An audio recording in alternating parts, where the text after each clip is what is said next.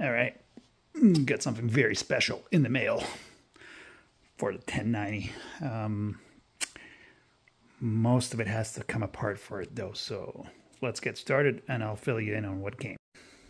All right, well, I gave it away in the video title anyways, but we are installing cruise control, electronic cruise control on the 1090. So this was provided by Rottie Cruise, actually some local guys out of central Alberta. Fit and finish is very, very good, amazing. I mean, it's looks like factory wiring for all you know. This is obviously built by them, and they integrated it into the OEM KTM 890 cruise control switch, right? So there's this thing torn apart. Headlight had to come out because I need to get to the accessory one for the illuminated display. I also went ahead, the instructions don't mention to take off the intake tubes if you're running those, or unifilter in my case, but you're going to need to get in there. So it makes access a lot easier because obviously the left switch gear will have to come out. This is this guy here. And then the right throttle switch, there's a translucent plug in here somewhere. That will be more visible from this side. So I've taken off both snorkels, which is easy enough to do. And like they mentioned in the instructions, check your air filter in case you've not done that. Okay, so we're all hooked up. Took a little bit of doing, but I located all the connectors. That was relatively straightforward. The only thing that kind of sucks is there's limited room if you're still running a unifilter or OEM airbox. You're going to have your ducts come through here, so you got to keep the wiring fairly tight. So the module itself, you can see the tie wraps. Let me just see if I can set down my light.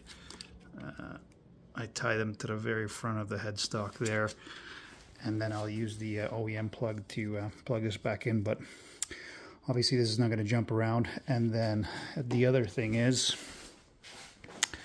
come around the side here, I tied up the cable bundle high up, because what will happen is if you don't have it high up, your forks will basically pinch against the wires. So full lock's perfectly fine. Lots of reach. Just going to organize this here once I put the ducts in to see how it all fits, tie wrap it into place, and then obviously I still have to run this. On the instructions it shows it to run it on the other side, but I'm going to actually end up running it on this side, and then I still have to take out my KTM dongle, which I do not need anymore. Okay, so got these tucked up. I think the tube should go clear in nicely. I got a little bit of slack on the wire to the ECU. This will likely go underneath the tube. Now, I put it behind the frame, and the trick is if you undo this frame bolt here, it's a sizable fella, and pull back on this frame a little bit, you'll see that you can actually get a bit of play in here. Sneak the wire through, plug it in.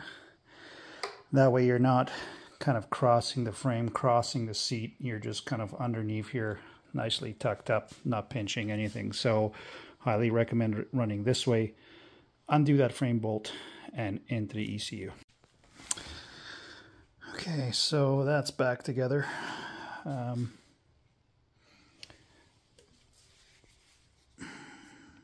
As you can see, that sneaks in nicely there. Tie wrap there.